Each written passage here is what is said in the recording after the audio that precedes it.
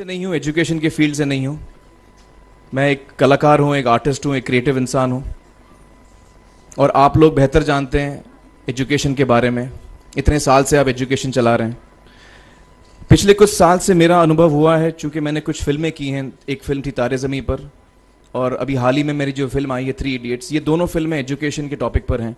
तो लिहाजा मैं इस वजह से मैंने काफ़ी रिसर्च की एजुकेशन के ऊपर, और कुछ चीज़ें मेरे सामने आई हैं और वो चीज़ें मैं आपके सामने रखना चाह रहा हूँ। आज यहाँ पेरेंट्स हैं, एजुकेटर्स हैं, टीचर्स हैं, बच्चे भी हैं।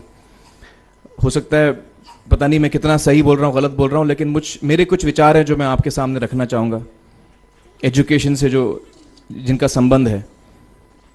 और वो ये कि सबसे पहले तो हर बच्चा ख़ास होता है। ये मैंने डिस्कवर किया अपने रिसर्च में। हर बच्चा ख़ास होता है। हर बच्चे में हमारी तरह, आपकी तरह और हमारी तरह, हर बच्चे में कुछ ना कुछ काबिलियत होती है, कुछ ना कुछ कमज़ोरी होती है। मुझ में भी कमज़ोरी है, काबिलियत है। आप में भी कुछ ना कुछ काबिलियत और कमज़ोरी है, और हर बच्चे में कुछ ना कुछ कमज़ोरी और काबिलियत होती है। और हमें as parents, as elders, as education system, हमें हर बच्चे की खासियत को पहचानना है, उससे मदद करनी है। उसकी क्या खासियत है, उसका क्या दिल चाहता है, उसे किस चीज़ में खुशी मिलती है, वो हमें उसको हेल्प करना है कि हम उसको वो ढूंढ सके, और उसमें हमें सपोर्ट करना है। और जो उसकी कमज़ोरी है उसमें हमें उसको सपोर्ट करना है।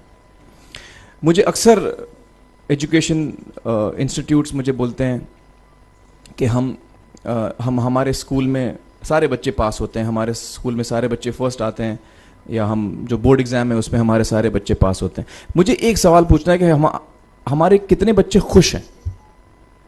सबसे बड़ा सवाल मेरा ये है, how many of our children are happy? और वो जो हैप्पीनेस कोशेंट है ना, वो मेरे लिए सबसे अहम है। क्योंकि देखिए, पढ़ाई लिखाई तो हम सीख ही लेते हैं।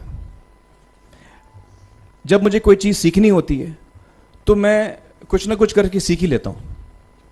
हमारी फिल्म 3 इडियट्स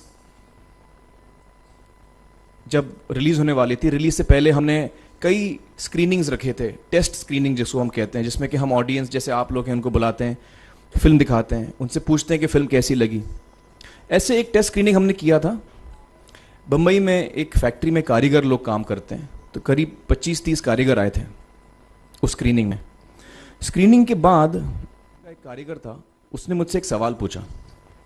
उसने मुझसे ये पूछा, आप लोगों ने फिल्म देखी है 3 इडियट्स?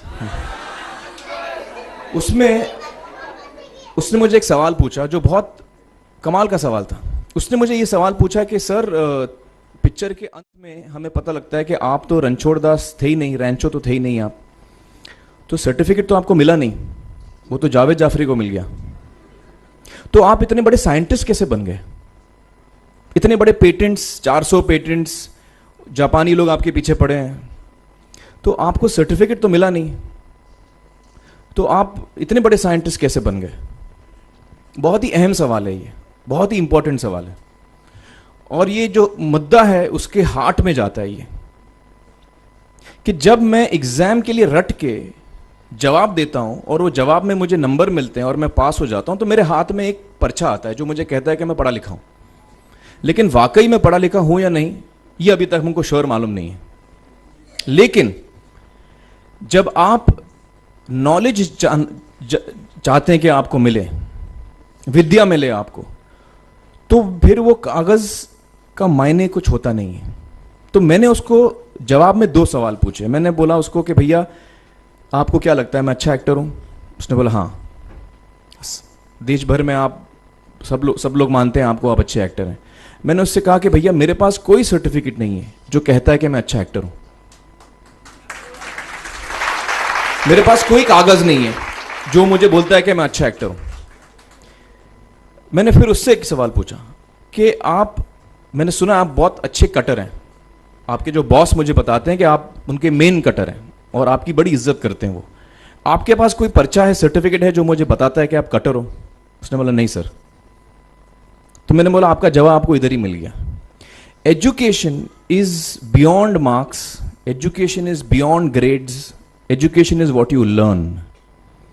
और मेरी इच्छा है कि हिंदुस्तान में हम एजुकेशन को इस नज़रिए से देखें कि हम अपने बच्चों को वाकई शिक्षा दें, और शिक्षा हम खुशी से दें। क्योंकि शिक्षा में सिर्फ ज्ञान नहीं होता, शिक्षा में एक और चीज़ मिली हुई होती है, वो ये है कि हम अपने बच्चों को डेवलप करते हैं एज ह्यूमन बींग्स। आगे चल के वो ज़िंदगी में अच्छे इंसान बने, आगे चल के वो अपने पैरों पे खड़े रह सकें, आगे चल के वो इज्जत की ज़िंदगी जी सकें, आगे चल के वो दूसरों के बारे में ध्यान रखें, आगे चल के वो किसी के चेहरे पे मुस्कुराहट ला सकें, आगे चल के वो किसी की मदद कर सकें। This is what we should develop of our children. ये मेरी फीलिंग है। मैं जहाँ भी देखता हूँ, ये मेरे साथ भी हुआ है जब मैं छोटा था। जब से हमारे बच्चे छोटे होते हैं, जब से बच्चे पैदा होते हैं, बच्चा घर आता है, हम बच्चे को पूछते हैं भाई मार्क्स कितने मिले, फर्स्ट आया कि सेकंड आया? वो बोलता है सेकंड। सेकंड आया तो अरे फर्स्ट नहीं आया, डांट पड़ती है उसको। जो बोलता है मैं 10th आया तो उसकी तो हालत ही बुरी हो जाती है। बच्चे को लगता है यार ये फर्स्ट आना बड़ा जरूरी है। उसको रेस में हम पूछते हैं तुम रेस में फर्स्ट आए कि सेकंड आए? में हम उसको बचपन से, जब से वो केजी लोअर केजी में होता है, जब लोअर केजी में रेस होती है, चमचा मुंह में लगा के उसमें नींबू डाल के भागते हैं।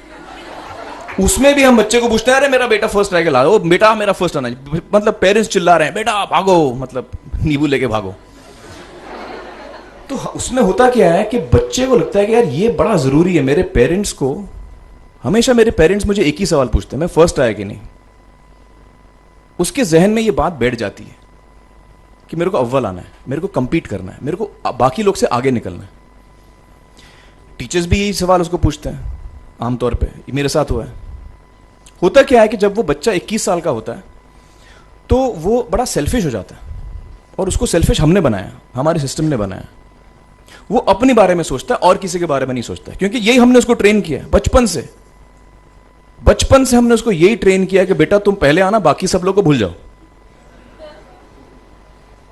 तो जब वो नौजवान बनता है तो उसका नजरिया सोसाइटी की तरफ यही हो जाता है कि भैया मुझे आगे बढ़ना है, बाकी सब बाय हुक और by crook I must succeed, I don't care about anybody else.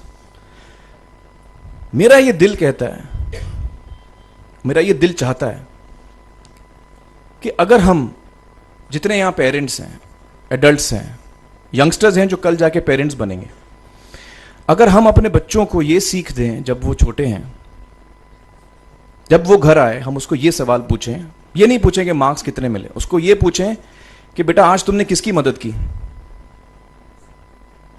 आज तुमने किसके चेहरे पे मुस्कुराहट लाई। अगर हम उसको ये पूछें तो उसको ये लगेगा कि यार जरूरी ये है। मेरे पेरेंट्स मुझे हमेशा ये पूछते हैं, मार्क्स का तो कभी पूछते नहीं, वो मुझसे ये पूछते हैं कि भैया तुमने किसको हेल्प किया आज। तो हेल्प करना लोगों को, लोगों के बारे में सोचना, लोगों के चेहरे पे मुस्कुराहट लाना, ये मेरे पेरेंट्स के लिए बड़ा इंपॉर्टेंट है। साइकोलॉजिकली वो इस चीज़ के साथ बड़ा होगा। स्कूल वही जाएगा, पढ़ाई लिखाई वही करेगा, वो उसका नज़रिया थोड़ा बदल जाएगा। जब वो बच्चा नौजवान बनेगा, 21 साल का होगा, और सारे बच्चे उस उम्र के जब 21 साल के होंगे, हमारी सोसाइटी चेंज हो जाएगी।